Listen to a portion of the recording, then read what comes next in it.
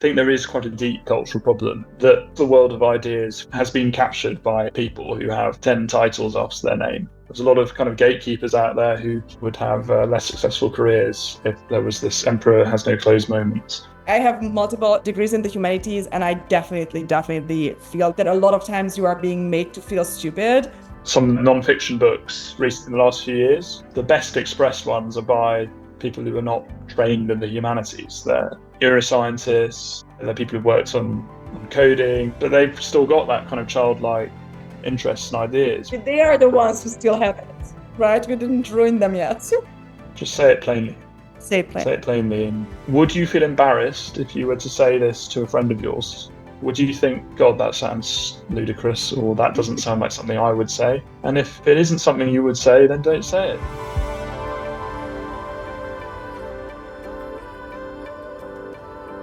You are in London? Are you in London?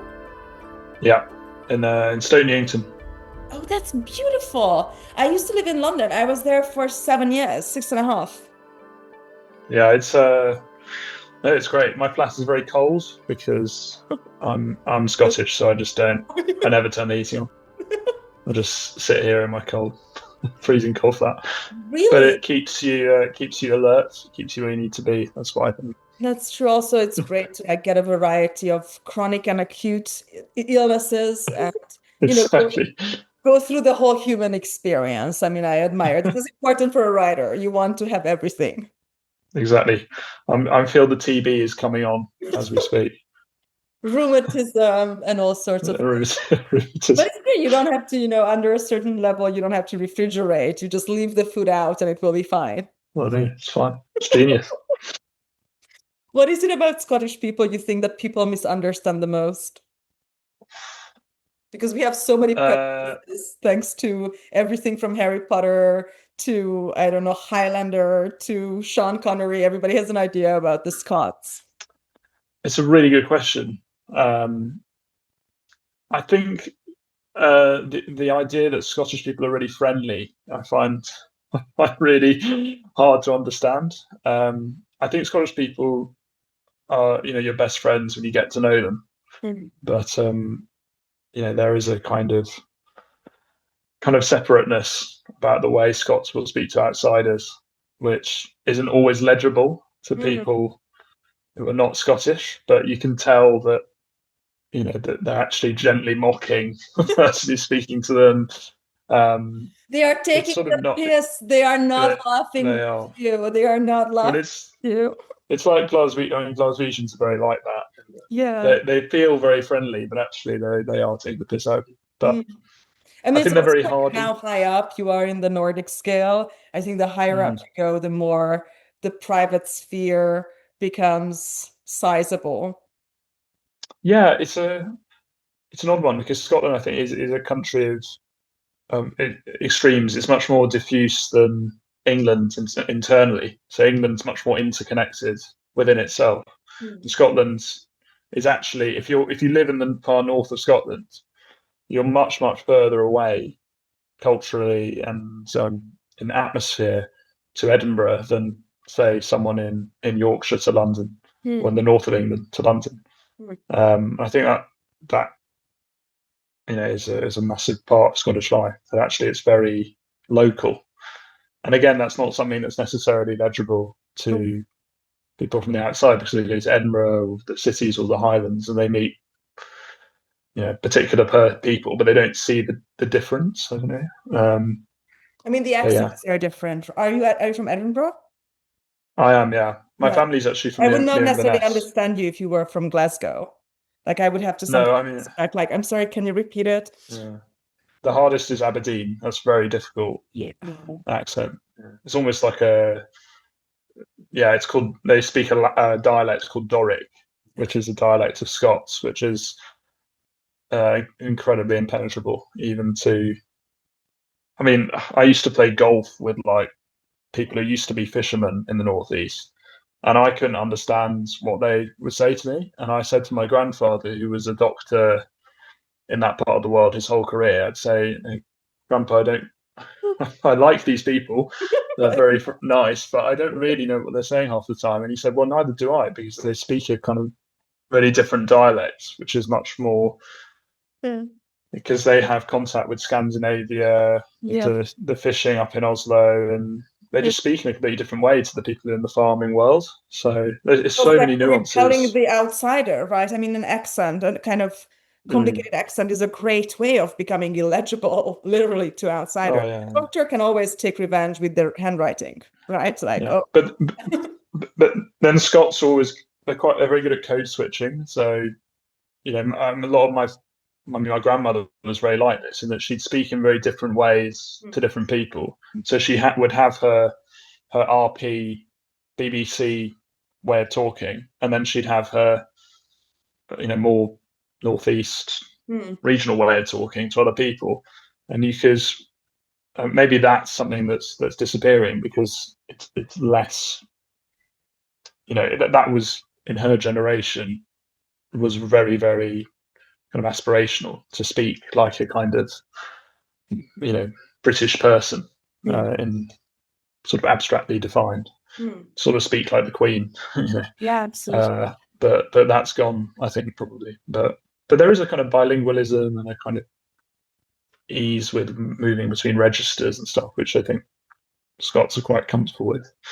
But anyway, I sort of could go on about Scotland for ages. I have so many questions, actually, and obviously, I was in the UK as a second language speaker or third language speaker, and it was such an interesting. And then I lived in Brussels, also part of the Hungarian diaspora there. It's kind of the intellectual cream of Budapest have kind of dispersed around the world. And it's a really interesting identity, a dual identity, that Brexit then greatly changed in the UK.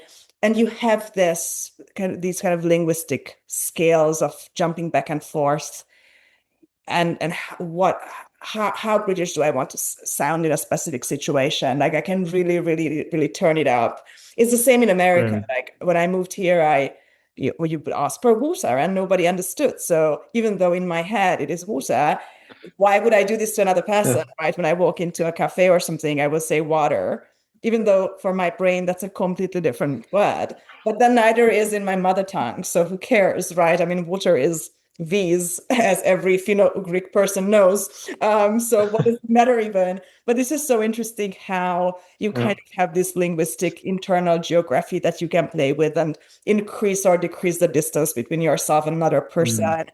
I mean, in information theory, this would be the number the number for the mutual information, like how many bits we're actually sharing between, like how many I'm trying to share and how much of that you can absorb. And there is an actual number that you can assign to that. I remember the first time I moved to the UK, you have to call HMRC when you have a problem.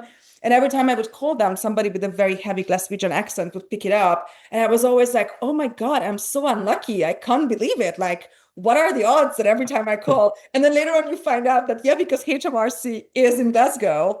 And so this is just really taking the piss. It's like really inconveniencing every second language speaker in the United Kingdom, because like if somebody picks it up in Glaswegian or in Geordie, like it will be harder for foreigners to understand. Like, I can't understand Geordie.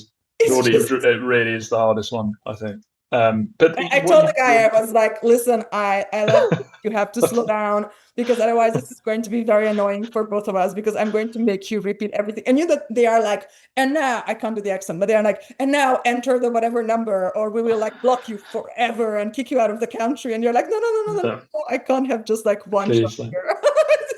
But what you put your finger on is actually like quite a deep thing about modern Britain, at any rate. Like, the English language, the global language, the most powerful country in the world, speaks English.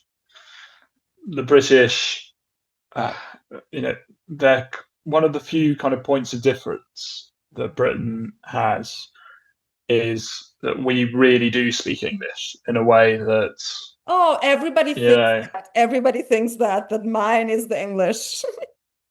But I think a lot of people who speak like business English are very conscious of not speaking like the kind of English that, because English it's a genius language. It's so simple to get the basics, but then the vocabulary is absolutely vast. So, and I think you see that in the way British actors are so successful in the US, because it's like, it's this kind of cultural capital, but also this mastery of certain kind of latent cultural forms that are there. And I think it's one of the few things you look at, but it's also quite a serious advantage. You know, a lot of the tech built in America is obviously built in English, and Britain is a great proving ground, and also it's full of like smart people who go and work in America will come back. And a lot of the tech that's come to America started off with bright people in UCL and Demis Avivis, people like, you know, and the language thing is an interesting. It's in English, like it's yeah, exactly, and it's the thing British people should. I think it's one of the things where if you think, well, what can we be good at? We're obviously not going to bring back industry for lots of reasons, one of which we aren't willing to pay the social costs of having industry. But we could be really good at being sort of master of the global language, because it's like literally we're trained for it from day one. We're not trained to speak French or German or Arabic or Russian unless you really want to, but we are trained in English. So I think education and all these, that's where Brits can potentially thrive. But I don't know. That's just and then come the Scots and complicate the language. Do you think do you think that I don't want to like overgeneralize obviously an entire country there, but do you see your culture, Scottish culture, as a hopeful one? I mean, there clearly have been so many major problems to overcome there. It seems like a nation of survivors to me. Do you think that there is a hope that comes with it? It's exactly that. It's like, that's the main thing about Scottish life, is that it's a tough place to live. It's difficult, as the poet Edwin Muir, who's from Orkney, said, it's a difficult land, and that is a major facet of Scottishness. And it's also an empty land. I'm sure if you've been to Scotland, you can just see how it's not very populated. You know, most of it's not got anyone in it. But it's a tough place. My family are farmers in the northeast, and these people are on tough as nails. The people who go out on the boats, the fishers, they're unbelievably tough people, and that is just part of the mentality. But I mean, the climate is a kind of crazy, right? I don't know how much it is a tough place. It's improving the climate a little bit in that location, but traditionally it's not for the faint-hearted. Yeah, it's dark, it's wet, it's windy. Go to Scotland, everybody. This podcast is brought to you by the National Tourism Institute of the United Kingdom. But it's funny because it's like, with my work, I go to Sweden, relatively often. Yeah. Because that's where our funding comes from, and it's been amazing going to Scandinavia. I never really went before, that we started this, and Scandinavia is like. I was thinking about Scotland when I'm in Scandinavia. It's like Scotland is like Scandinavia in lots of ways, but without any of the like cozy like qualities of like Danish, Swedish. Yeah, no hygge at all. Like it's just like really bleak and cold, and all the houses are freezing. And if you go to Sweden, don't wear a jumper inside because it's boiling inside, because they all have their they invented the IKEA blankets, and all those. Things that we take for granted these days, and they are kind of ubiquitous, and they all come from Sweden to make our lives sweeter. Yeah, but in Scotland, it's just like you got all the challenges, but we haven't really developed. We don't even have like a sword. We don't even have like a sword. Yeah, the whiskey is a good metaphor. It's like the internal blanket. You don't need anything external if you're like warmed from the inside. Well, I think whiskey is a good metaphor because the symbol of the Scottish church, the kirk, is the burning bush from the Old Testament. And there's always this sense that goes very, very far back in Scottish history that the Scots are a kind of have a special covenant with God. They've been their heirs to a kind of great inheritance, a promised land that's available to everyone. Yeah, exactly. And instead of the wine, the whiskey. Yeah. Exactly. So there's the fire that burns but does not consume, which I'd say whiskey is. That's what it is. But there's lots. I could go on about Scotland because it's kind of. I'm sure you're the same with Hungary in a way. Because if you're from a small European country which has a sense of almost at times like an over the top level of pride. You're It's like, overcompensating like a tiny you do. It's like, well, Milan Kundera wrote about it a lot. Like, what is the literature of the kind of smaller countries, and how does it? So it's kind of points of difference. So I think also with England, you're always worried. These like gigantic states in the middle of the United States, and there are so many people and so much space, and you ask for, ask them for some cultural specificity, like tell me something, and they're like, oh, well, there's wheat, and we had a dog. Like, okay, thank you. That sounds very interesting. And then you ask somebody from like Andorra, and they have a whole like encyclopedia length, and that's just the intro. That's just the teaser. And I think that's how it should be. I think everybody should cultivate some kind of local pride, because it's the same with people. But when I encounter somebody who tells me like, oh, my life is not so interesting, and I'm like, of course it is. Like, if we actually sat you down and there was a camera crew and we could listen to you for 8 hours just to tell us about your lives, like your life story. Like, everybody contains multiple best-selling novels. Just tell us the story. It's the same about places. Like, oh, nothing ever happened in this town. And then you actually start reading and it's like, no. Actually, a lot of things, very interesting things have happened. Well, that's like there's a... can't remember which comedian had this joke. British comedian about holidays to like Central Europe or Germany. It's always like, after we finished our pint, should we go and visit that like horrific war memorial? It's like every Brit has done that. It's like, that's where a lot of people died in the Blitz. Yeah, let's go there. Yeah, but there's so much. Too much history. It's like Italian art galleries, so crap, but they're also full of like amazing stuff. Like a Donatello in a lift. It's like there's way too much stuff, And I think that I more rarely think about it these days, but when I first decided that I probably don't want to live in Europe anymore, which was around 10 years ago, one of my reasons, and even behind my first having moved to the UK, which was quite a while ago, that was the first place where I went, I felt very much burdened by history in Budapest. Like, I felt that there's something kind of stuffy. It's beautiful and it's relaxing and there are a lot of things to be done there. But, you do live a little bit kind of like crushed by all these other events that happened here. And for somebody with readership and curiosity and memory and respect for these things, you do understand that these streets that you're walking have seen some stuff. And I always wanted to, at least for a period of my life, to live in a place that, at least to me, is a little bit more neutral.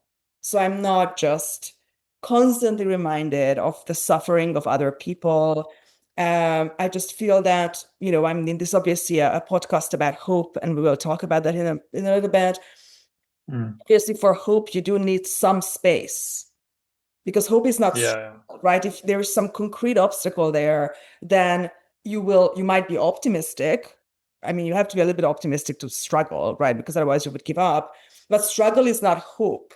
Hope does have a little bit of a space to breathe where your imagination can start. I mean, hope in some senses, spending the money you don't have yet, right? Like kind of anticipating a positive outcome that is not just sweat and toil.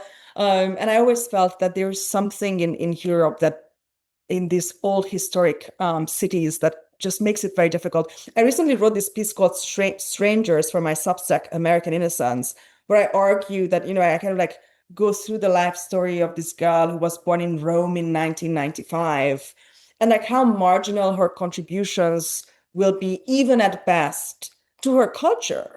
Right, she is born into this extremely old lineage, which is insanely good. I mean, she kind of won the lottery. If you're, a middle-class girl born in Rome in 1995, that's a pretty good vintage. Like that's a good place to be. But it's not great in how much space and kind of first principles, how many first principles attempt you might be given and allowed in your local environment. Because your world is already built. You don't feel this thing that you do feel in America. I think you do feel in the more empty space places like Scotland, where if you want to have something there, you have to build it. But it's not like there are, entire regions in the US, in Nordic countries, where there really is not much. Yeah. And you drive around Scandinavia and sometimes you find these like 7 Michelin star restaurants in the middle of a steppe. And somebody's like, I should build something here in the middle of nowhere and bring the billionaires here for sauna. And you can, but then you have to build it. Yeah, but it's interesting with Scotland because it's obviously exported a huge number of people, and before the British Empire, that export was to Eastern Europe. So there's loads of Scots who go to Poland and Russia. I think there's a quarter of Gdansk called Stary Skotski or something. But when the empire starts going, you suddenly have a massive potential market for the surplus labour in Scotland and Ireland and Wales to some extent. And Australia is such a Scots-Irish, still very Scots-Irish feel about elements of Australian life. I'm sure in America, J.D. Vance is always appealing to his kind of Scots-Irish lineage. Are you guys proud of him? States are you proud of him? Half Scottish. J.D. Vance. I mean, Donald Trump is. I'm probably related to Donald Trump. He's a MacLeod, which is my clan. So he's half Scottish. So what clan is that? MacLeod. Okay, MacLeod. Yeah, his mum was called Mary MacLeod. She spoke Gaelic. She was from one of the islands. But yeah, so you should tell him that he's very generous to his family members. Apparently, there are billions in this. Yeah, it's like her life story. I mean, her mum's life story is kind of epic. I mean, she moves to America with no money and getting cents out of washing machines. Real poverty. But it's classic. I mean, Succession, very much about that. Logan Roy, another Scottish success story in America. And it's really interesting in Succession. I think it's when they dramatise him going back to Dundee. Sorry, they show him his old house, and he clearly just doesn't really give a shit. It's just like, there it is. But interestingly, Trump's reaction to going back to his mum's house, which he did a couple of decades ago, he just goes into the house, spends like 10 seconds there, and then just like comes out and is like, done. He's like not that interested. It's really similar. I think maybe they try to damage Americans just have this when they go back to the old country and they realize that they can like dump in the middle of Ireland or something. Don't care. It's quite funny. But everything is illuminated is about, which is where the guy goes back to Ukraine and like, do you really want to know what happened to your family in Ukraine? There's probably a reason why they left, and you probably will like find a lot of very, very sad and tragic stories there. And I remember that in Succession. So for those of you who don't know this podcast, let's say a few words about it. So this is called The Hope Axis. And Alastair Benn is my guest today, who is the deputy editor of Engelsberg Ideas, which is one of my favorite magazines. I discovered it first through the browser a couple of years ago. And ever since then, basically every single thing that I've read in your magazine has been good. I think it's kind of impossible to do today. I do read a lot every day. And so I do have some basis for comparison. And I feel like the same as with my organization, Interintellect, where obviously not every salon that we do is a masterpiece, but we pride ourselves on being able to bring a very steady quality. And I kind of like define what is a good thing. And then my editorial team helps hosts to get their salons to that level. Like imagine, I always say we are like a Substack for events, but with a strong editorial help for every single thing that happens. And I feel like Engelsberg Ideas is, I don't know why I can't properly pronounce it. My Swedish is not good enough. Is one of the I always feel about you guys like you're kind of a sister organization to me. I don't know if that's fair and if it's accepted mutually, but there is something very similar, I think, that we are probing at, which is assuming that people do want really good quality intellectual content, that they do want it at relative scale, that they are intelligent and curious enough that we can give them content that's not dumbed down or over-explained. If they don't understand something, they can Google it. We don't have to kind of spoon feed platitudes to people. We can challenge them. We can show a variety of ideas, and that the intelligent reader or the intelligent salon goer is kind of a default pluralist. That there is something about curiosity and human intelligence and just generally like being intellectually active that does come with a default level of open-mindedness. Just because of, like, if you read enough things, you will actually think that more people might have a point than fewer, and that you can look at it in this kind of exponential way in an editorial sense. And so I'm so curious how you guys started and where you stand these days on pluralism. I mean, this is the big question of our times intellectually. Well, I think what you've fastened onto is a very important part of how we think of how we want our writers to approach what they're doing. That on the one hand, we're not afraid of big, complex ideas, but as an editor, I always want people to express themselves in as far as possible a colloquial way, so that in a sense, I always think with my own writing, would I feel embarrassed if I actually said this sentence to another human being? would I feel that it was a kind of pretentious thing to say, or a silly thing to say, or something that doesn't quite compute? So I think it's always good to ground even quite complex ideas in plain language. And I think, we started in 2020 in the kind of midst of the first lockdown in the United Kingdom. Where Engelsberg Ideas comes from is the unique culture of the Engelsberg seminar, which sorry to interrupt you, but you pronounce this differently, and you pronounce it in Swedish. Can you teach me how to do that?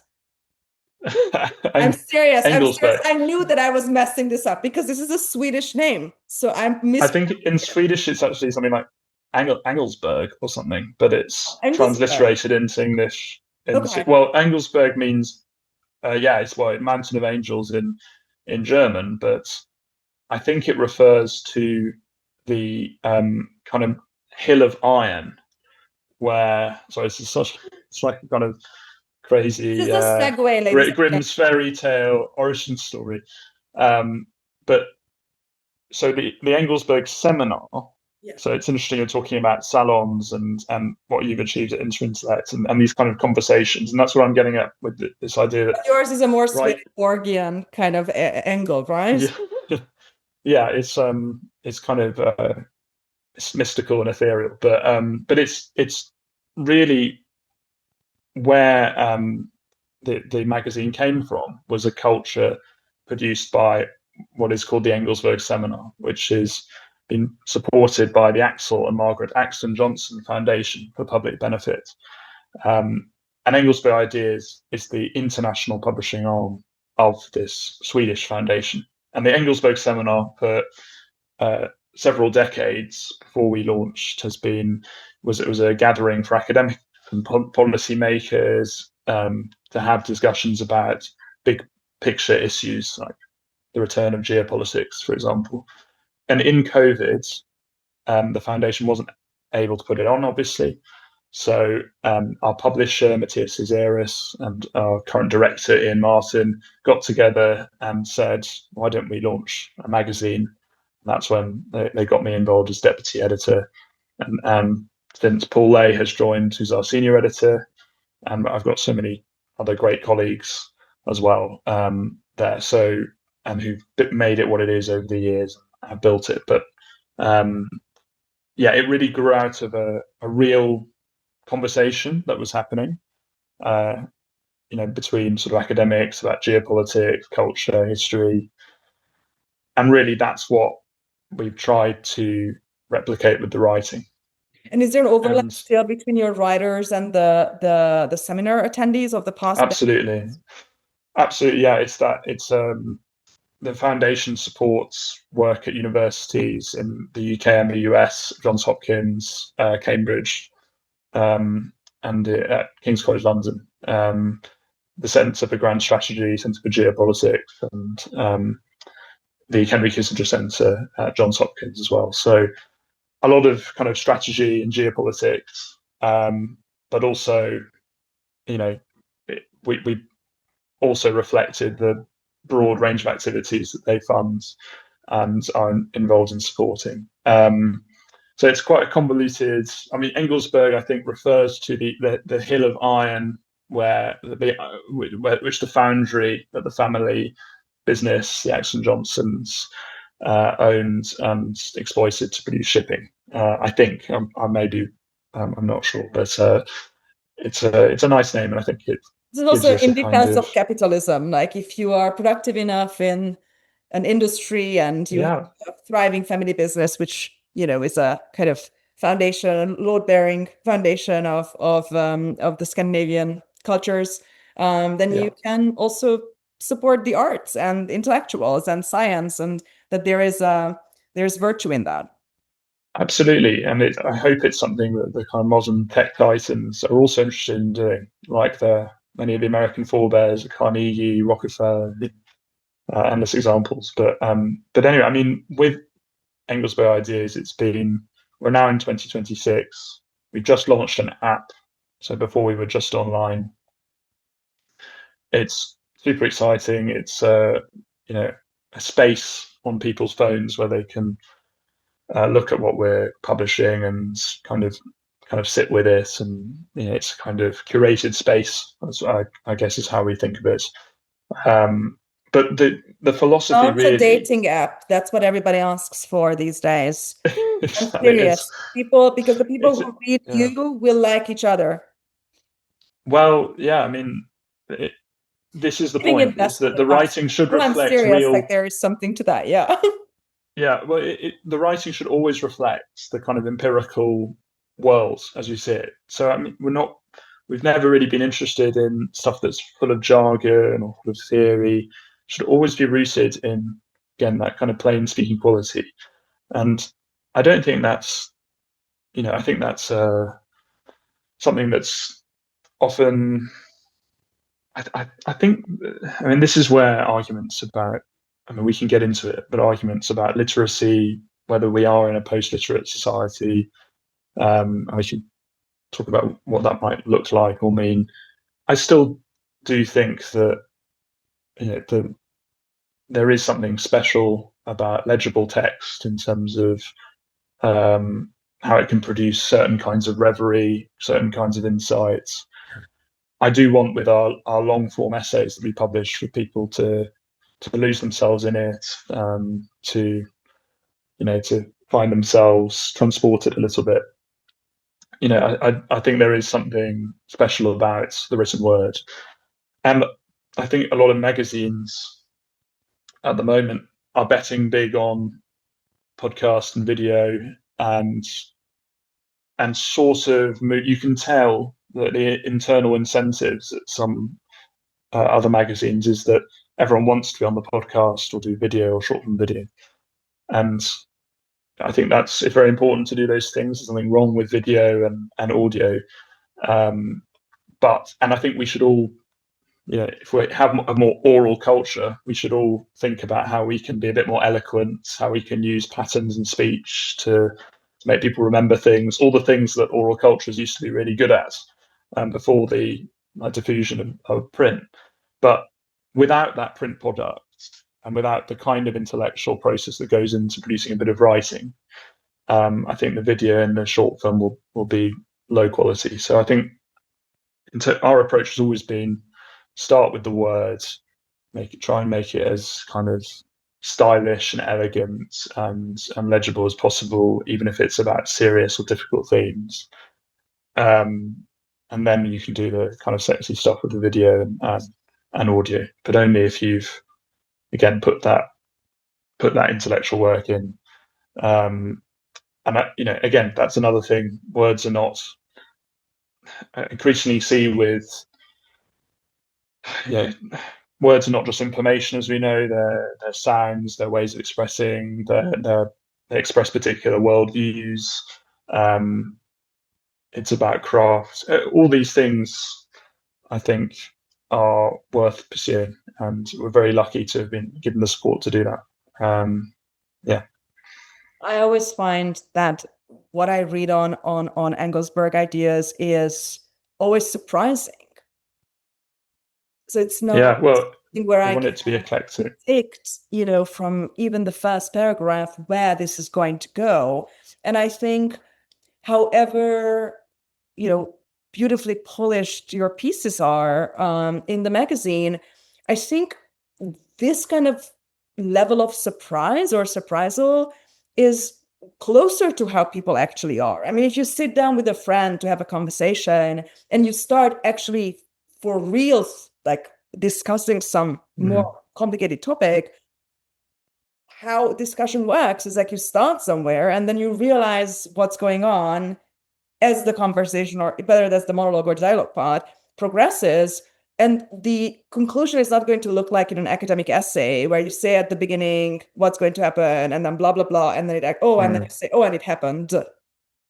How it goes in real life is that you throw the problem on the blackboard, so to speak, and then you will come up with something toward the end, but it's not necessarily at every step a kind of mathematical breakdown of an idea. And so I think when you talk about the kind of colloquial nature here, is that epistemologically how the essays look on Engelsberg Ideas is, to me, closer to how I think. And so you have this, and this is why I also love the text and the book, because it's an object. In your case, it's a digital object, but nevertheless, it's a temporal, delineated space where, it starts somewhere, it has a title and an author, it starts somewhere and it ends somewhere. And it's there's kind of an object permanence to it, and that's very important. But within it, I find myself, taken by surprise in almost every article that I've read. And that's maybe the New Yorker will allow itself to do it, or Harper's, like these really, really long-winded pieces, but it's not quote unquote trendy today in journalism to allow the brain to be itself, basically. Yeah, and I think, you often find it with, again, I feel bad as a journalist. I don't really want to slag off what other journalists do and other magazines, but because the media, especially in Britain, is in a state of almost permanent crisis, I think there's a kind of, a lot of magazines go into their safe space, which is a kind of soft ideology, or the Financial Times and The Economist are classic examples of, you have to read it for quite a bit to understand there's a kind of very deep ideology that underpins the writing they stay in, and once you grasp that, you can see why the writing feels a particular way. But we don't want to, we're privileged to not be like that. And what we do is draw on I think an older tradition of essay writing, which has had a particular prominence in English and British letters. And it comes from Montaigne, the essay form. Essay means essay, just a trial. In the original, it doesn't mean this, object with mere classical proportions. It is, it is a grasping. What Montaigne is about is, I'm sure your viewers will be familiar with Montaigne, is about showing his method, showing his homework. He's constantly showing these little, what he calls divertissements in his mind, these little diversions. If he has a problem, he sidesteps it. If he rubs up against a wrinkle in the argument, he sits with it.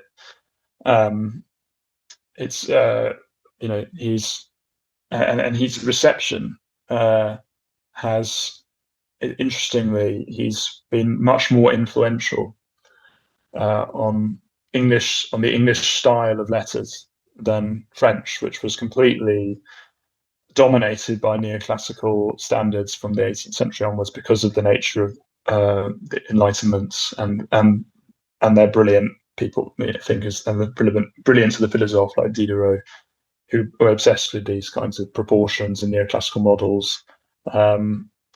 France is an incredible country because you've got the country that produces Montaigne, the man who is so happy with contingency, with the human in all its crazy variety and all its kind of lack of proportion. And it's also the country that attempted to impose the meter on its citizens and put up statues of the meter around Paris to show everyone what a meter was. So it's like, but in England, I think Montaigne has always been really loved, and there's just so many, Charles Lamb, Robert Lee Stevenson.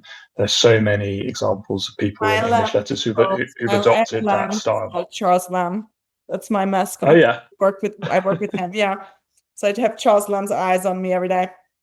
Got fans everywhere, but it's like, I think that style, which certainly isn't now the kind of academic style in Britain, or the one that people think is valuable, but it absolutely used to be, and it's still really appealing, and I think it's something different, and I love that idea that there's a kind of eccentricity about what we do. There's a kind of surprise element that you go into a piece and you find yourself, feeling like, this has taken me somewhere I wasn't expecting. That is exactly what Montaigne does, and it's exactly what, in our conversations in 2020, when we were talking about the kind of, if we have a kind of commissioning ethic or an editing ethic, to be a bit pretentious about it, what would that look like? And Montaigne definitely comes up as a pretty good model and a good place to start, because it's not about finding the right answer, quote unquote.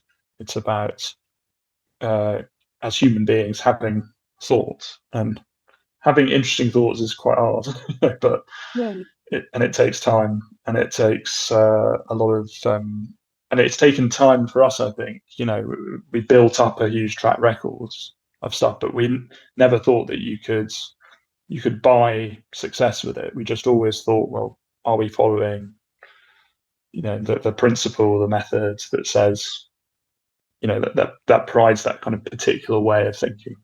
Yeah. So it's a combination of that humility, and I find that this in our salons as well, where it's a combination of humility and confidence. The humility comes from the fact that thinking that you will find the solution to a problem that has occupied mankind for the past 15,000 years or not longer is, of course, nonsense. It's not going to happen, right? But so you have the humility to understand how daunting the task is, but you do have the confidence that you, like all those other people having thought about it, can contribute and share your own essay, your own attempt. And I find that, to me, the results of these kind of dual queries or dually motivated queries, they give me hope, because they are including me into it. And we have all these people coming into Interintellect, and you also do some conversational programming, but for us, that's the spine of what we do. And so I do get a lot of live feedback about just people's lives, and one of the recurring elements there is that people feel that they don't read the classics, or they don't go and comment under a Substack post that really resonated with them. They don't email this blogger that they really like reading, because they feel like, who am I to do it? And even sometimes a Harvard professor in just a slightly different field will feel like, this is not for me. And I find that, I host salons on things that I know nothing about. I just have an interest in. And this kind of almost kindergarten level permission to be interested in something and be like, no, actually the interest is what will get you smart eventually, because you can be very smart at something if you don't care about it, and you don't produce output, you don't participate, you don't challenge yourself, then eventually it will dwindle, or it's going to be just like a kind of backlog in your life. And just putting really putting the weight on the interest and giving respect to it I think that only is possible if you realize that even the authors and the hosts and the big ones, even they are really just, kids with an interest. Yeah, and being overawed. Yeah, absolutely. I mean, being overawed by ideas as ideas, I think is a really that there is a kind of, I think there is quite a deep cultural problem that you've identified there, that because the world of ideas feels remote and has been captured by very credentialized people who have 10 titles after their name, and who have made it into a kind of jargon, and they're masters of their jargon. They're brilliant at manipulating these particular abstract concepts, and they're often very specialized, so they know loads about this particular set of concepts. Is actually reproducing exactly what Max Weber worried about with his disenchantment of the world, with the specialization of the sciences in late 19th century Germany. We've kind of done that to the humanities, and it's a very good point. Tragic. And generalized or like public scientists who are generalists actually have a strangely positive effect in re-enchanting the world with the humanities, because when Richard Feynman told people that you can be the biggest ex cathedra maestro that you want, if you can't explain to me what you do simply to a layperson in under 5 minutes, that you don't know what you do. And kind of turn it around. And I have multiple degrees in the humanities, and I definitely feel that a lot of times you are being made to feel stupid, and it's just that, no, it's like just really badly written. It's kind of obfuscating on purpose. And if somebody actually like Max Weber, if you explain it in the simplest language to a child, the child would be like, yeah, that makes sense. But that's not necessarily the case with like Emmanuel Levinas. Like the child would be like, I don't know, I have follow-up questions, but he doesn't want you to have follow-up questions. Ergo, there will be a lot of big words. It's something I've noticed with some like non-fiction books recently in the last few years are often the best expressed ones are by people who are not trained in the humanities. They're neuroscientists, they're people who've worked on coding, but they've still got that kind of childlike interests and ideas, but they've also got the kind of deep structural they are the ones who still ability. Have it, right? We didn't ruin them yet. So. Absolutely, yeah. It's quite striking, I think. And whereas people, I see it in my generation that a lot of my kind of friends who did humanities at university, you look at them now, and I'm 30, and I feel like the people who did the natural sciences or did things like physics, whatever, they're more cultured, because the world of culture, since they've left university, is still something that they wanted to, that sort of open to them and for them to grapple with.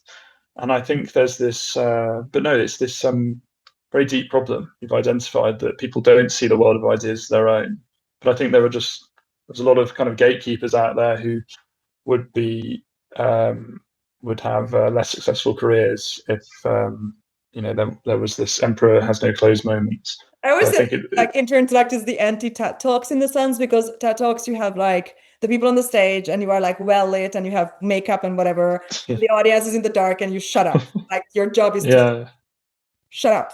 And we're the opposite. We're like, you have to actually like sit down with the people, like Jesus, Buddha, or Socrates. Like the greatest teachers always sat down with people, because if you're good enough, you don't have to like artificially create a hierarchical structure. People will accept your expertise.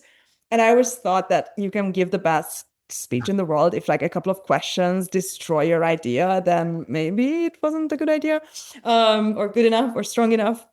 And I just love that. But I think you and I, we both work on literacy and making it accessible. I mean, your magazine is free to use. Anybody can go and engage with it. And you mentioned literacy, and we had James Marriott on the podcast a couple of months ago. Obviously, he's the great alarmist of the post-literate society, and he has his own arguments for it, but I would love to hear your arguments for the actual survival of literacy, and how do you see your work contributing to it? And maybe this is also a good moment to talk a little bit about your essay about Bildung. I wrote my mentorship a couple of months ago, where I touched upon the importance of Bildung as a spiritual exercise that you can kind of embody in sports, like Karate Kid. You can embody it in learning, science, humanities. You can embody it in a religious way, but it's Bildung in every incarnation. And so I'm curious how you see literacy progressing or dying out, and whether Bildung plays a role there. Well, I think on literacy, I don't quite share James's view. I have a lot of respect for him, and I'm very excited to read his book, which I think is his magnum opus on this subject. Is coming out. He's mental about it. He postponed his own entrance expo, and he was like, "I cannot be around people right now. Nobody wants that." Yeah. Like, okay. Well, I'm in two minds about it, because I think that, well, when we talk about post-literacy, right, I think what we mean is that the main medium that people use to negotiate everyday life is no longer this kind of legible text. It's short-form video. Now, and I don't think we're really talking about declines in literacy per se, so sign literacy, which is the kind of conventional, mark of literacy historically. I don't think we're saying that people won't be able to write their own names or anything like that. So we'll go back to the X of the medieval time. So, but it's sort of like, well, if we're in this state of post-literacy, or what would that look like? It's not quite no literacy, and it's not quite, it's kind of a condition, right? It's a kind of condition of being, and I think that's what James. I don't want to. I'm sure he'll explain himself, but I feel like it's a kind of way of looking at the world, he's saying, that is disappearing. And I think that's so. On the one hand, if the kind of hyper-literate individual becomes a niche kind of personality, I don't think that's a bad thing. I think niche is fine. I think it's perfectly fine to be into Middlemarch and Proust and have quite a small number of people who are interested in that. And if you can find your people, which the internet really does help you to do, actually, you've seen an explosion of niche interest and coverage, then it's there. So I'm sort of not worried about that. The thing I am worried about is if that kind of decline of the literate personality, the way of looking at the world, the person who converts the world into a readable phenomenon, into text we can all agree on, has a kind of solid meaning. If that person becomes, I think, this is a question I don't know the answer to, if that person was actually central to, for example, innovations in one field translating into the sciences, into hard reality, and we actually really relied on that way of looking at the world, then I think that's potentially very dangerous. And it means that things that happen in one sphere will take much longer to translate, which is like a kind of real reversion to a time before the scientific revolution, where you'd see a rapidity of advances happening because it's just much quicker that advances happen because people have a kind of shared kind of, it's just easier to communicate. So I think if that goes, that's not ideal. And we don't even know necessarily. Like, I was rereading some Christie the other day, and she wasn't the most educated. Like, she's a genius, obviously, but she wasn't a classics professor, right? Yeah. And just the level of, the richness of her cultural kind of system of references, which even myself, with my multiple degrees in the humanities, I probably only can grasp like 30-40% of her knowledge of Shakespeare, poetry, this little quote is, all her titles, right, are taken at the tide. Like these are when she goes from the nursery rhymes to, Shakespeare in her, even just the title giving, but so many of her names. And that was just like a middle-class wife from a good background. I mean, she was not, but like in contemporary times, she didn't count as exceptionally well-read. And that level of familiarity, probably like a contemporary, apologist would argue that we have a equally rich references from other places, right? Because we can quote The Godfather and reference some person on TikTok. Somebody, I'm sure, can do it, not on me. But do you feel that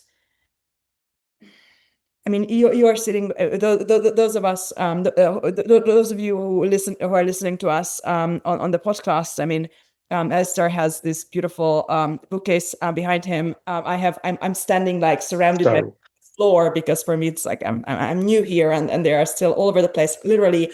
But I grew up in a household with plenty of books. If people start being a little bit less excited about books, then they will also have fewer at home. The children will be growing up with fewer. Then we get back to like James's fears about, even English majors not being able to complete a book, or universities offering book reading classes because people don't know how to do it. Are you worried about that at all? Or are you we've got this short text, so we've got this, so we don't have to worry about it? I think it's the paradox of hyperliteracy is that only really literate people can both see that it's kind of in decline, but it can also experience the costs of literacy. And I do think being highly literate is not necessarily an ideal. It's certainly not a happy thing to be. I think continually converting the world into a kind of readable phenomenon can be very painful, because you're making the world legible to you through words, but it doesn't quite match up. We all know that language, even at different languages, embodies different worldviews, not all of which are reconcilable. A lot of the challenge of the literate personality is to get beyond literacy and to see the world beyond the word, to say it in a sort of slightly, that sounds like a sort of ChatGPT. No, it's like all the math teachers at these like body work seminars trying to reconnect with their bodies. That's what you mean, like intellectual. Well, I think when we get onto this idea of Bildung, which I think if we look at the history of the concept Bildung, we can look at some of these kind of problems and paradoxes. But a highly cultured person, in my view, if someone wants to be cultured, they should be familiar with words and text, but they should also understand the language of music. They should obviously be interested in the sciences. They should also be interested in numbers. They should be interested in all the languages. They should be interested in other languages, those closest to you. I mean, English. If you really want to be, I think, really good at English in your own language, it's useful to be familiar with French, because a lot of the words that we use are just cognates with French, and they often have a slightly different feel in French, which also carries through to English. So you feel the relative weight of words, their relative histories. And the same is true of German. And again, we can talk about why concept words like Bildung have a particular appeal to English speakers, in a way that English doesn't, I think, have to German speakers. I think their main English words are handy or fitness round. I don't think they use English concepts. Formation, because if you say formation in English, that means something completely different. And if you like Beyonce, it's even more different. But Bildung is exactly. Like, I have a Goethe salon coming up soon about elective affinities, and I keep going back to this. One of those things that, if you're Central European, they kind of like ram it down your throat and you're like, no more Goethe. But then you get older and you realize that, actually, that it's a really, really important part of the kind of intellectual and identity matrix, and there's nothing else that is exactly that one thing, which is the Bildung. Do you want to maybe give our viewers and listeners a little bit of a primer on what Bildung is, if this is the first time they're reading it? And I completely understand that we actually need to use the German word in English, because I welcome all of our audience to try and find a better word. If you do, we will switch, but it has to be really good. Until then, we use Bildung. Yeah, it's very hard to translate into English. It doesn't quite mean education. Potentially self-realization is probably the closest.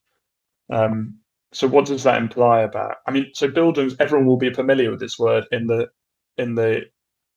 combined word Bildungsroman, which is in Hungarian, I think only Hungarians were like, we have an even more complicated word we could use. We always do, you're welcome, world. But somehow it's not the Hungarian fejlődésregény that took off. I wonder why.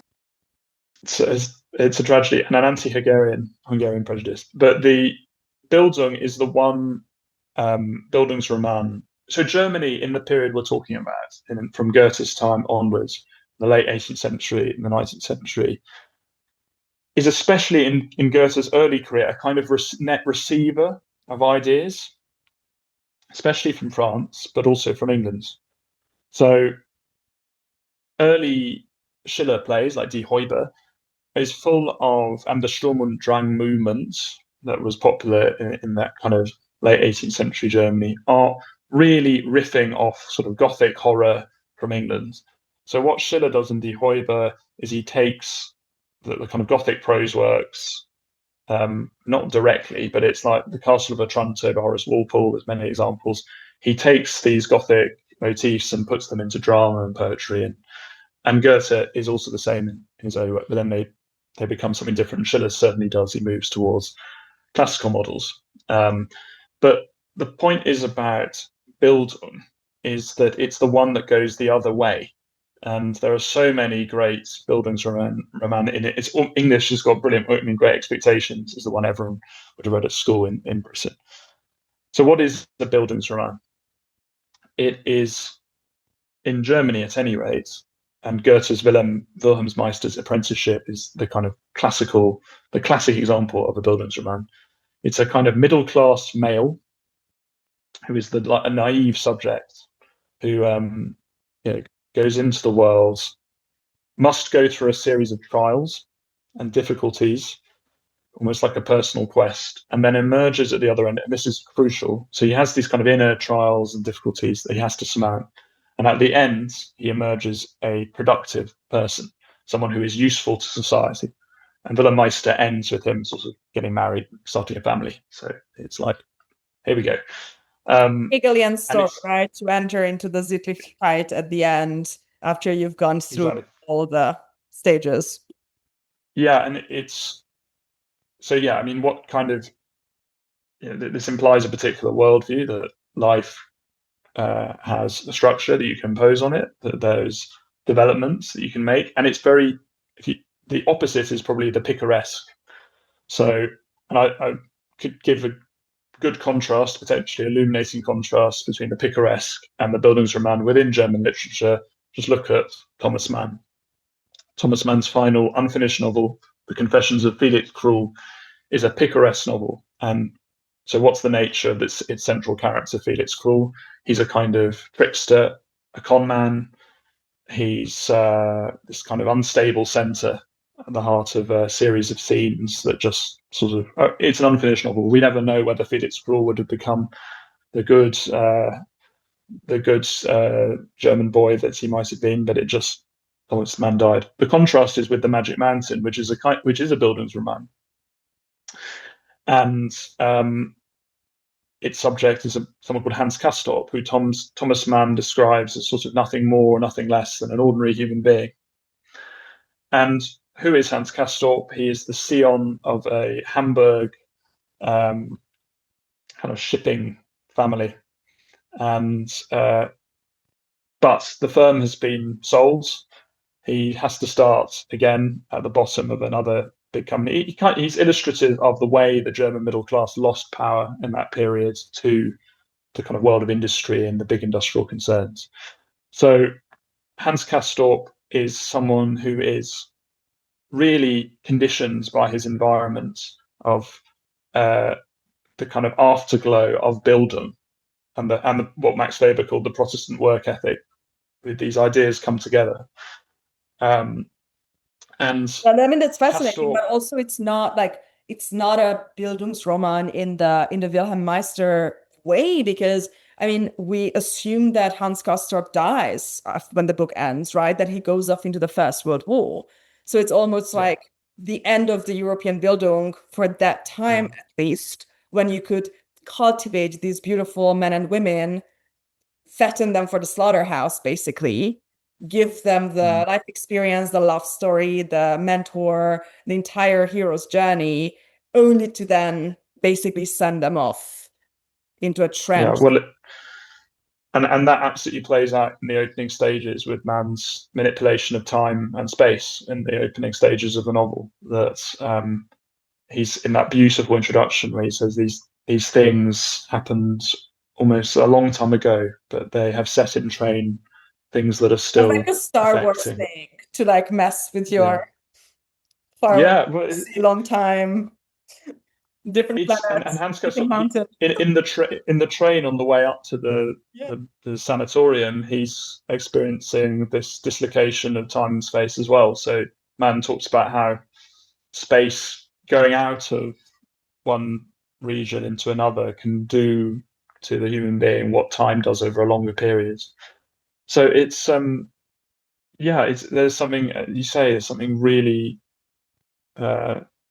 beautiful and tragic about that he's really sitting at the end of this story, and what comes next is the First World War and the catastrophe of European civilization. They can riff on the Bildungsroman because it becomes like the perspective in Spanish painting before, obviously, Picasso and his friends kind of blow it all up and out of place, because it becomes like the Bildung, and it's important that the Bildung idea arises in Central Europe, where you're the recipient of cultures, right? You're basically living on these rivers, and you receive learning from so many different places, because the Bildung has this like receptive element to it, and this great hope. And this is like perfect for the hope axis, because in under Bildung, anybody, the biggest cliche middle class boy girl, can be given dangerous powers. I mean, there's danger to it. Like in Schiller, all these girls die, right? Like it's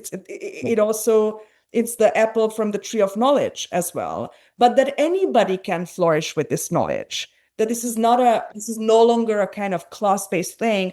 And I'm always so curious about. Obviously, Thomas Mann creates his own really interesting variations on this theme. I mean, Death in Venice is from the point of view of the mentor. Right, we never really find out what the boy thinks.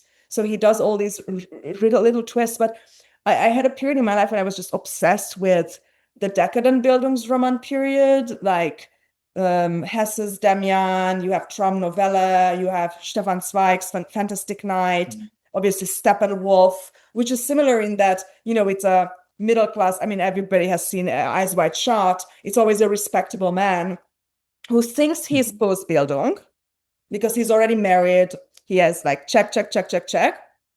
And then he has to be thrown in like an even deeper pit to like kind of loosen up these preconceptions that he has about the world. And then he also always emerges at the end and goes home a changed and improved man, but it's no longer as polite as with Goethe. Absolutely. And Bildung, it becomes this, in its kind of heroic period, this concept it's almost like a religion for the German middle class who, and also it was a real story. You look at almost all the kind of great figures of the German 19th century, the scientists, they come from ridiculously humble backgrounds. It really is an extraordinary story of people who grew up in either near poverty or in trades, who go on to create a lot of the kind of mass scientific things that we rely on for everyday life, frankly. So it fell on fertile ground as well, because in Germany you had this tradition of pietism, which is its kind of peculiar Protestantism, which is both a kind of internal, inner cultivation, and also always about external life as well.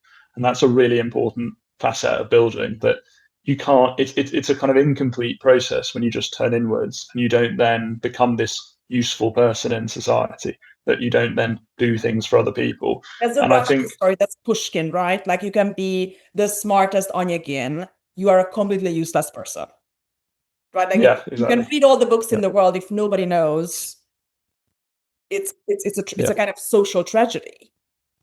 Absolutely. And you can totally understand why this ideal has so much appeal to the German to German people in that period, because they're politically dispossessed and powerless, occupied, invaded. French culture, is completely the fashionable thing. 100 years before Bildung becomes popular, Frederick the Great, can barely speak German. It's all about French culture, French mentalities, French ways of talking. So it's really about celebrating German as a language of culture and the intellect, and that's where the Brothers Grimm stories come in as well. So they're very much part of this culture of Bildung in a different way, that you're taking the vernacular folk story and making it into something that ordinary Germans can be proud of. Now, that all sounds wonderful, doesn't it? Like Bildung, we all become more educated, brilliant, but the story doesn't stop there. And Bildung becomes a kind of cult of the middle class who loses power within the new imperial Germany. And it gets attached to another concept, Innerlichkeit, a kind of inward cultivation, which is more extreme. It's sort of really, it says our individual destiny is always to look inwards, and the world of politics is always going to let us down. Very similar to like the therapists speak of today, where you can let down your best friend and be like, oh, this is for self-care, or like, I need to take care of myself. And then you can just like commit the most immoral acts in your social life if you're like, I need to focus inside. And somehow we have to be okay with that. Well, in the Magic Mountain, it's like the final form of that kind of decadence. I mean, so it's it becomes something that in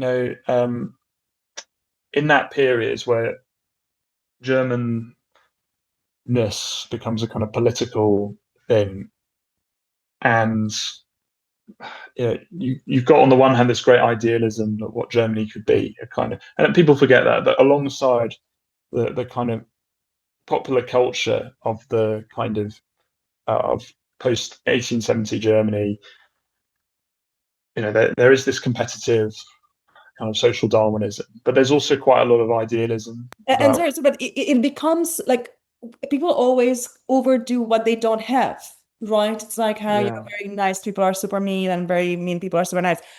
There is such emphasis on Germanness because they are not Germans.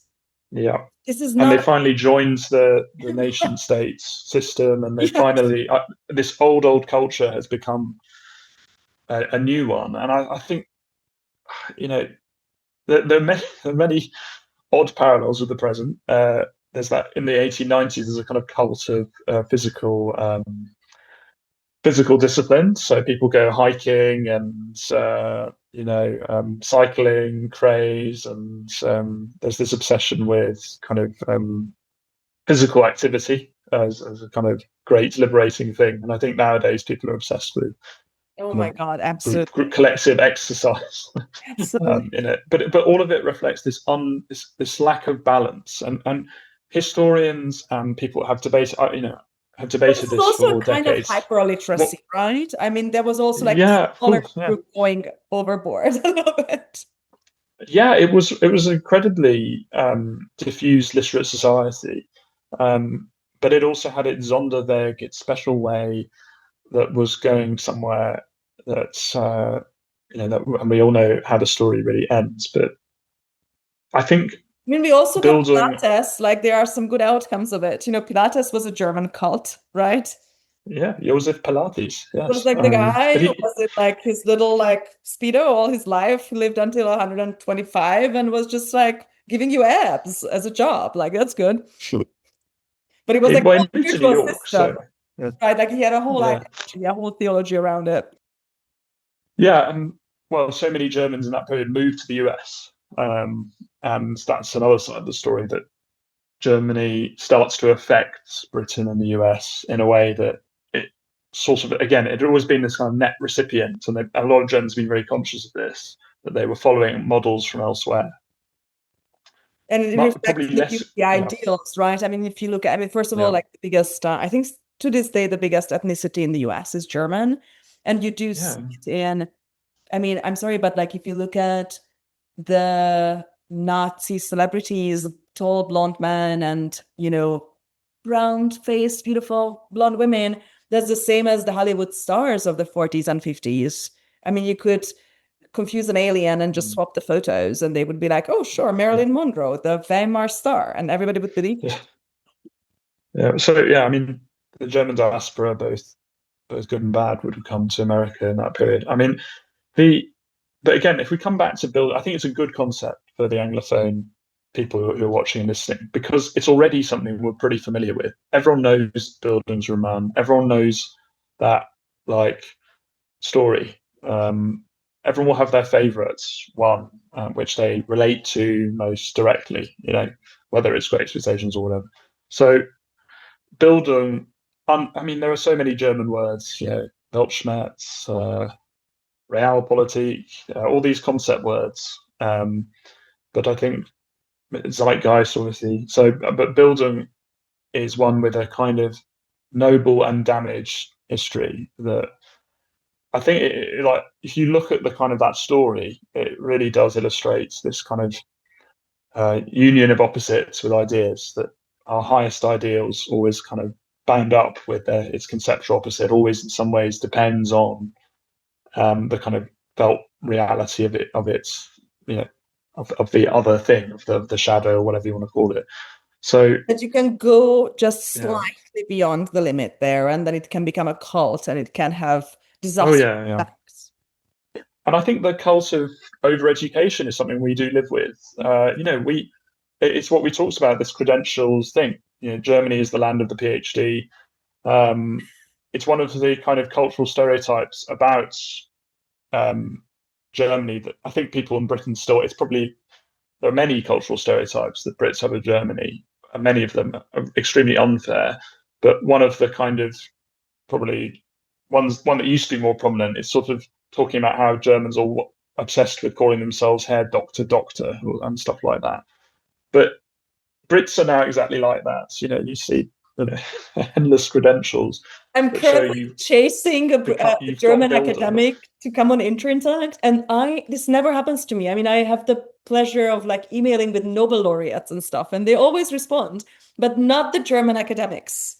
They're like, they get back to my email once every year, and I just feel like that's not good. We need to like be a little bit more hyper-literate than that. But there's a very interesting kind of heaviness to their approach, I find. Yeah, but it's that this valorization of like being cultures, not really necessarily connecting to other things. And that was the problem in Germany, that you had on the one hand this kind of Kulturnation, on the other you had politics. Still something that haunts modern Germany, I think. But it's something that I think a lot of people are quite happy with being well read or cultured, but they don't necessarily feel like the other side of the kind of the bargain applies to them, that they need to do something with it. You know, what's the use of all this reading if you're not going to at least attempt to to apply this knowledge to kind of practical problems and empirical problems, like the things that are, you know, problems in your community or problems at a higher level. So, you know, and the cult of physical exercise is something that I find it is another kind of distorted legacy of that kind of Protestant work ethic culture, in that it's all about self-surveillance. It's all about meeting a certain kind of standards, however abstractly defined. And, you know, a lot of the kind of obsession with productivity work this kind of extremely joyless modern attitudes around work mean that, it's like we've got this kind of impulse built into us. It's a very, very strong impulse, that kind of work ethic thing, but we sort of not living it in a way, and it's not feeling right. And actually, if you go back to Hans Castorp, to bring up the Magic Mountain again, he's a great example of this. Someone who, his conscious attitude, and you see this at the start of the novel, is that he loves work. He's totally this kind of, he's sort of, work is brilliant. Work the novel is starts with this giant lunch he's having, right? And all the beer, and I think he's fine. No, he loves like the hobbits in the Shire at the beginning. Like, he doesn't want to go to Mordor. He's fine. But it's the world that's changing. Exactly. But his conscious attitude is like, oh yeah, work's great. But actually, he really wants to chill with his pals and have cigars and have his nice dark beer and all that. But I think we're very similar in that everyone loves to say they're really busy and they're working really hard. But then, I'm not sure. I think it's quite an arid cult of productivity. It's not really making us more productive. And it's just making us a bit miserable. And you see that with the way technology affects work. There's kind of constant monitoring, there's constant rewards culture, reward system. It takes you away from the real sources of productivity, which are often reverie, which are often those unexpected insights that he talks about with particular kinds of pieces of writing. You interact with them, they give you an unexpected insight. That's actually often the thing at work that is the thing that transforms your position or transforms. So true productivity, true Bildung, I think, is something we're quite far away from. But I love this point, and also to maybe contrast something in Mann, like Tonio Krüger with Hans Castorp. You have, Tonio Krüger obviously starts with this scene in school, so they come out of the school and there's this kind of cultural community that we are immediately thrown into, and you have the kind of completely untrained in the Bildung sense Castorp, who is just susceptible to anything. And this is what I always feel with my job and my responsibility, and I really want to ask you about this as well, because sometimes we do a series on inter-interaction. It's just the history of ideas, and then we just like sit people down and we're like, okay, this is fascism, this is Marxism, this is anarchism. You will read some of the founding texts, and you will hear from some of the actual experts, because you don't know about this stuff. So anybody can basically come and either sell you a misconception about them or do these things and you don't know what's happening to you. Yeah. And I feel like there is a kind of metaphorical illiterate generation when it comes to these great political ideas. A couple of years ago, I was sitting at this event in New York. I wasn't living here yet. For female founders. And I looked around these incredibly educated women, from Ivy League schools, et cetera, and nobody was politically active or even well-versed. And I thought it was in, I think, 2022, and I thought, oh, if this was 1962, all of these women would be parts of some organization, whether that's like local church or women's rights or war widows, whatever they would be doing. And today, I could go up to some of the most significant minds of the industry and tell them an idea, and they would not necessarily have the background knowledge to place that idea in the kind of family tree of ideas. And I think that is, to me, a lack of Bildung. Because this is where information, but also it does make your personality more autonomous and probably more moral. This is why I disagree with, again, he's not here, so I don't really want to mischaracterize his arguments. Sorry, James, we love you. Yeah. But look, he talks about this publicly. We can argue with him. That's the whole point, right? Yeah, I think if there's whatever post-literate means, like whatever state of being that is, I think, it's the look at our elites, and they didn't grow up with mobile phones or the internet, or they grew up with a very different version of what the internet is now. I just don't see this sudden dropping off. I think we're already, these people are highly literate in terms of having read loads and probably read stuff all the time, every day. But I think it's more a kind of condition, as you say. And I think that's where I disagree with James, in that I'm not sure the condition is necessarily about being literate per se. I think if you've got a great mastery of, say, patterns in any way, that could potentially look like Bildung or something. I mean, I'm always reminded of, like, in oral cultures, people would have had vast memories in ways that we don't. I think the faculty of music is something that, again, highly literate people should want to break down their biases that they built up through their literacy, through music, through art, through other ways of interacting with the world that are also disinterested, are also that aesthetic experience.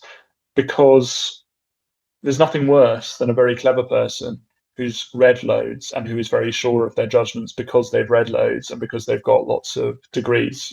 As you say, it's good to have degrees, but it's not good to think you're clever just because you got degrees, right?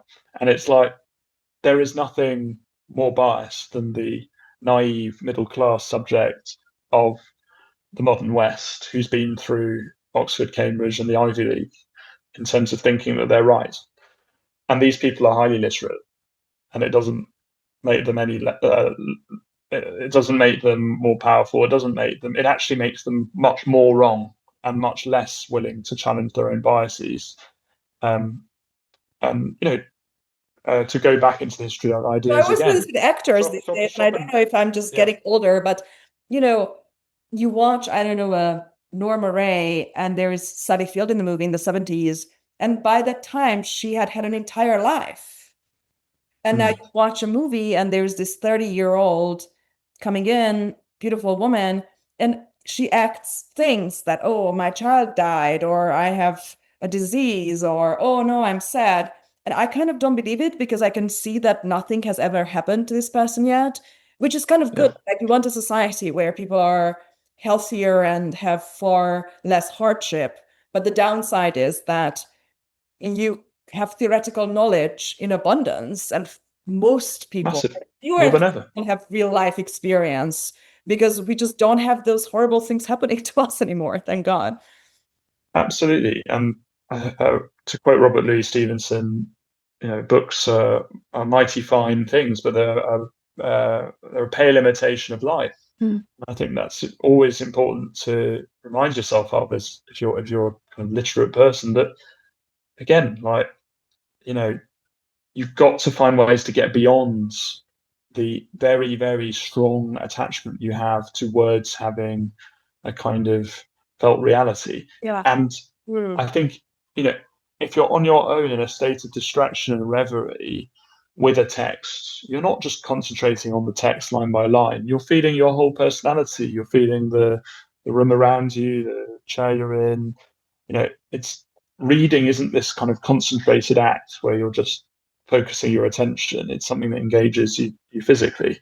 So to go back to another German figure, Arthur Schopenhauer, he was obsessed with this problem of jargon, because he hated Hegel, who was from the generation before him. And yet he always comes back. But Hegel is there's no fighting Hegel. Hegel is the flu of philosophy. He always mutates it's from the amoebas to space travel. We have Hegel. But this is why Schopenhauer hated him, because it was like, I think his generation, everyone was like obsessed with different versions of Hegel that they all had. And he was like, well, try and read it, and it's all really unclear. And the reason why we all have these different versions, that's why people love it. Nobody understands it, so you can use it for whatever you want. Yeah, exactly. But he had this he said, well, it's this problem of language, well, why should we use this kind of dead, redundant language? We should speak plainly. And Schopenhauer was a big advocate of reading in other languages, because he thought it was important to break down the kind of cognitive biases you have in your own language, the kind of things that tell you that this is the set meaning of a word in this context. Actually, words are so much more fluid than that. It's you really have to feel the relative weights of words in a sentence to understand their meaning. If you ever, I think it's a mark of good writing, and I think is that if a writer ever uses a metaphor or a visual image, they should always continue it towards the end of the sentence and then kind of wrap it together. Yeah. Or sort of cut it like that. And if they don't do that, I can tell you that's you're a bad writer. If you use metaphors without feeling their relative, like psychological weight, and you don't follow them through to their proper kind of logical consequences, and then you use language, you end up with Mark Carney's variable geometry. It's like this kind of jargon that it mixes time and space, mixes different registers. But it's very hard for many people, especially in the US. Like, one of my closest friends is like trying to write a book, and the ideas are exceptional, but to find a simple enough language that people outside this almost clerical order that is the humanities academia in America it's an uphill battle. It's really, really interesting.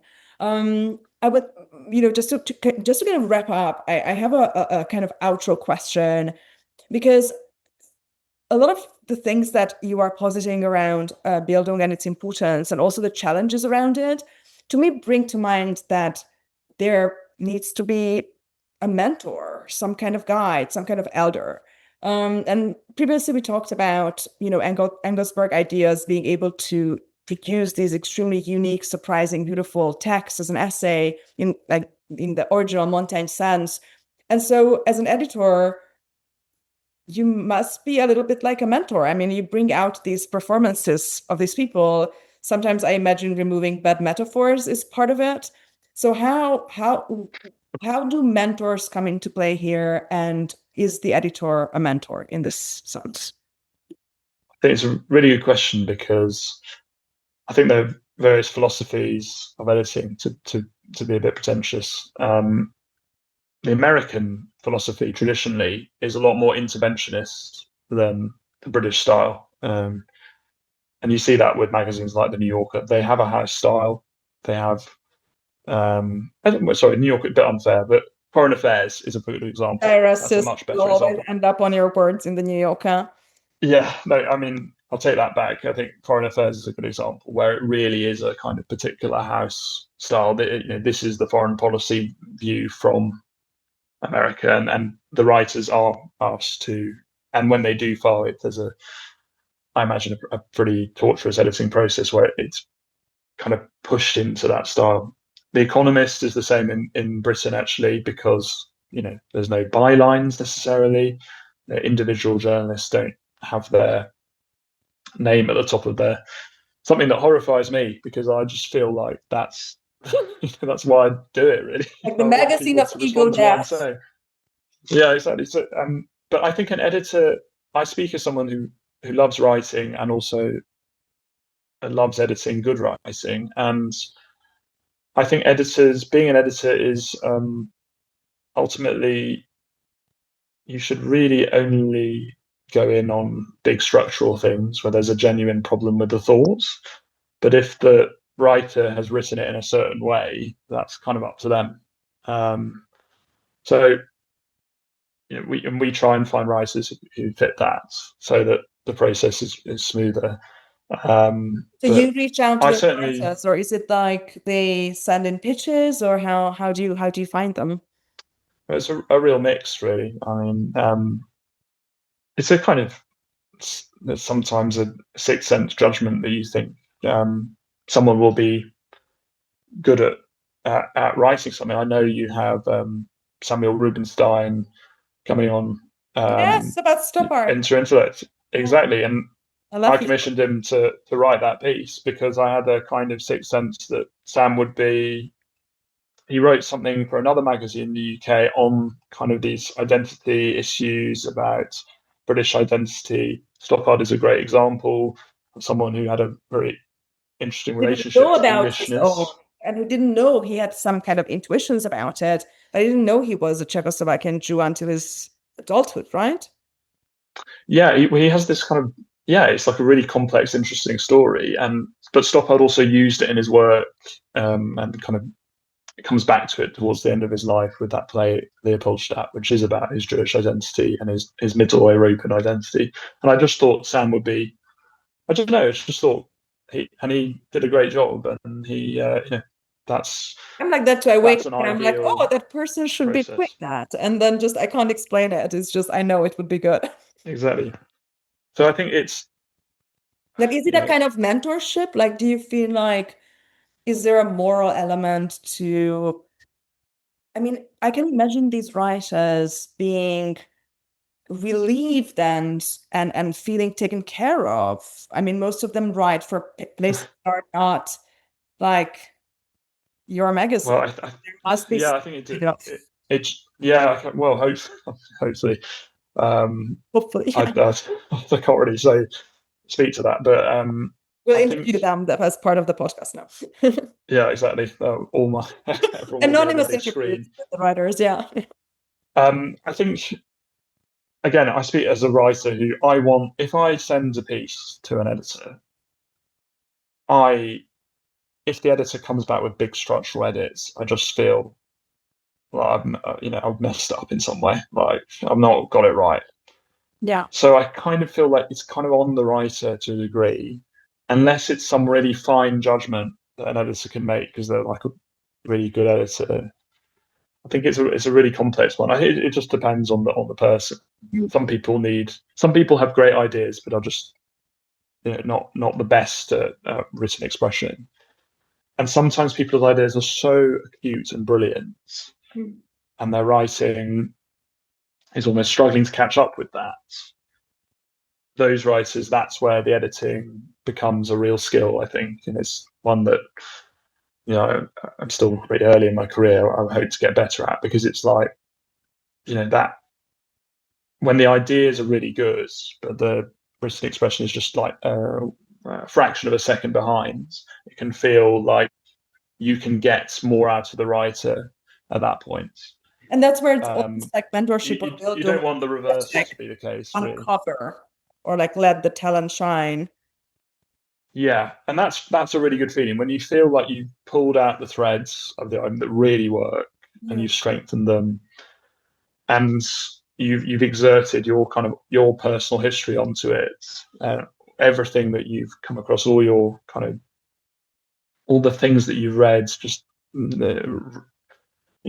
you kind of engaged, if you like, your involuntary memory when you've come to the text, like you're feeling it and seeing. And I think that's not something that artificial intelligence certainly is designed to do in any way. So I'm not really worried about editing on that front. I think it's probably a conversation for another time, but I think artificial intelligence and large language models are a great checker, if you've already done the work, but they're completely useless if you just think that you can use it to edit a piece, because it's just, it's just not.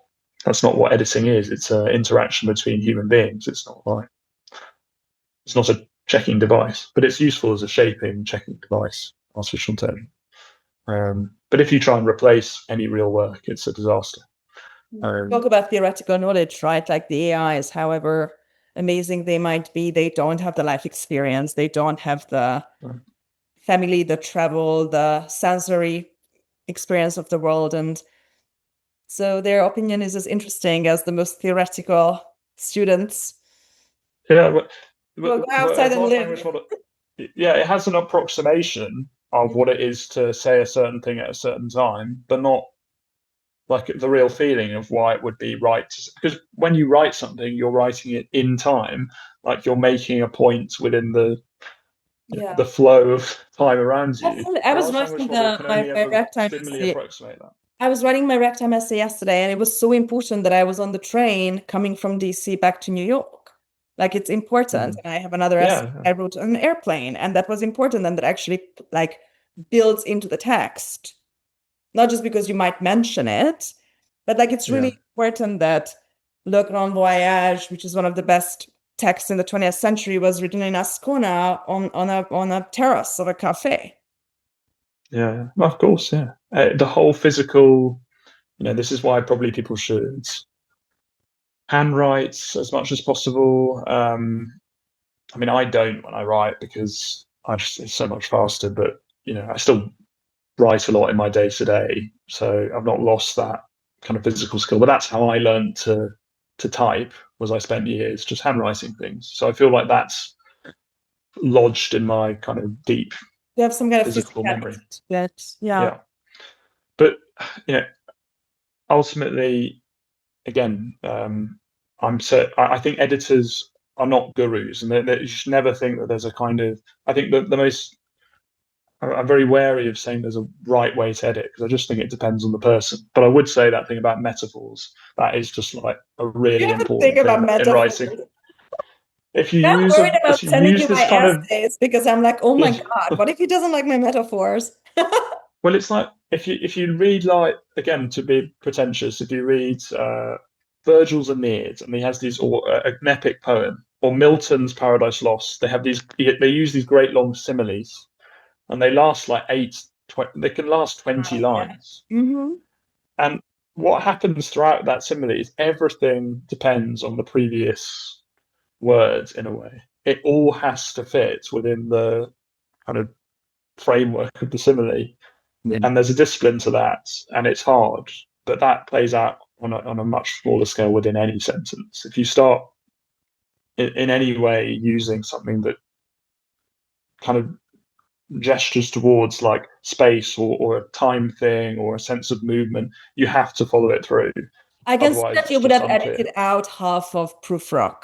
I can see entire lines appearing. It's like, why isn't the patient etherized also on other tables?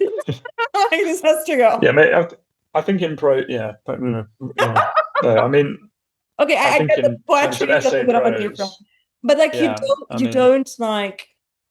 I think what you're talking about is text with a certain quality that like adorns itself with this like cheap decoration at some points that is out of style and just not. Just say it plainly. Say it plainly, and say it as if, again, and that's the other thing I'd always say is, would you feel embarrassed if you were to say this to a friend of yours? Would you think, if you were to read this sentence in public, would you think, God, that sounds ludicrous, or that doesn't sound like something I would say? And if it isn't something you would say, then don't say it. And that's the problem with literacy and written expression. And it's the problem with very literate people. It goes back to Cervantes and Don Quixote, is the written words can take on a life of its own. It's nothing to do with you, and is something else. And that's why we love it to an extent, because it allows us to slip into these reveries, slip into our unlived lives, to do all these lovely things that I certainly enjoy. But you've also got to think, is this, when you're writing, you've got to think, just because I've made this a reality, it doesn't necessarily sync up with a kind of real felt meaning for other people. And you have to put in a lot of work for that to be for it to match up. And I, again, return to Robert Louis Stevenson, who was a great prose stylist, someone who thought deeply about, someone who's remembered now for his adventure stories, but and Dr. Jekyll, Mr. Hyde and things. But he was a great essayist in his day and a great stylist, and someone who thought deeply about the English language and thought deeply about how he used words. And he always said writers should put in hours and hours of work to save the reader kind of 2 minutes or something. You should make it easy for the reader. You should always be thinking, how much work am I going to put in to make this as straightforward a process as possible? And that's very much comes out in his fiction, that it's full of purpose, it's full of drive. So, I think he's a pretty good model if you look for people who are very good at writing. But again, it does have certain costs, and being good at writing doesn't mean you're good at life at all. It's that's a different challenge. But we do encourage everybody to try both. Alastair, thank you so much for access. I feel like what you guys are doing is just one of the most hope-inducing things that are happening in kind of the international intellectual field. I read you guys all the time.